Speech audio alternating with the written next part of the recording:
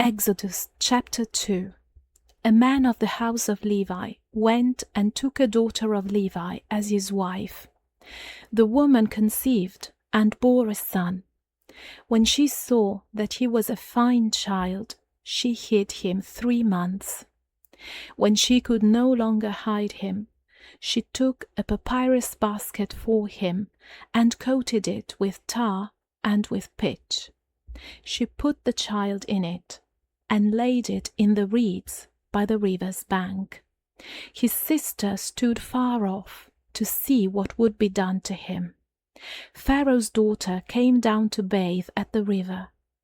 Her maidens walked along by the riverside. She saw the basket among the reeds and sent her servant to get it. She opened it and saw the child, and behold, the baby cried. She had compassion on him and said, "This is one of the Hebrews' children."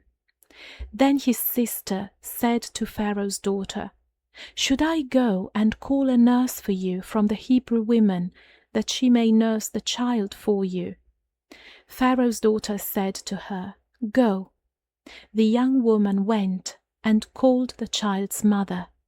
Pharaoh's daughter said to her, "Take this child away and nurse him for me, and I will give you your wages." The woman took the child and nursed him.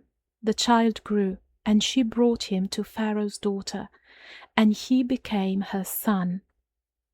She named him Moses and said, "Because I drew him out of the water."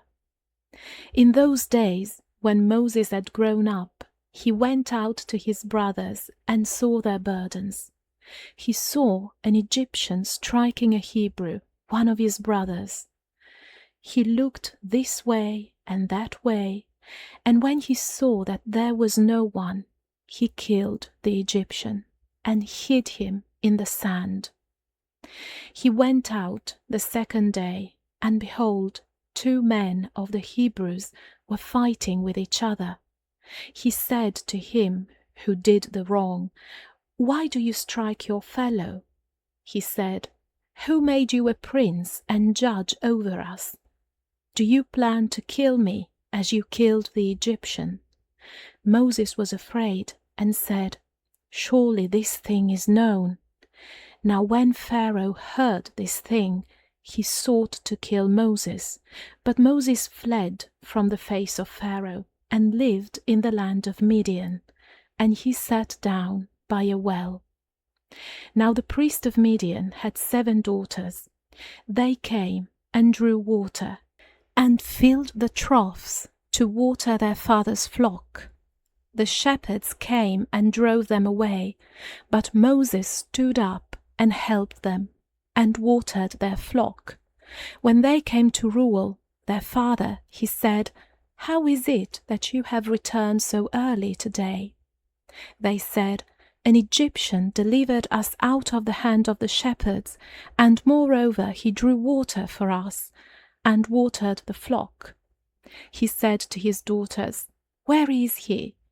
Why is it that you have left the man? Call him, that he may eat bread." Moses was content to dwell with the man. He gave Moses Zipporah, his daughter.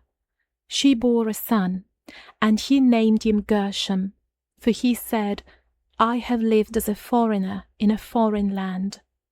In the course of those many days, the king of Egypt died, and the children of Israel sighed because of the bondage, and they cried, and their cry came up to God because of the bondage.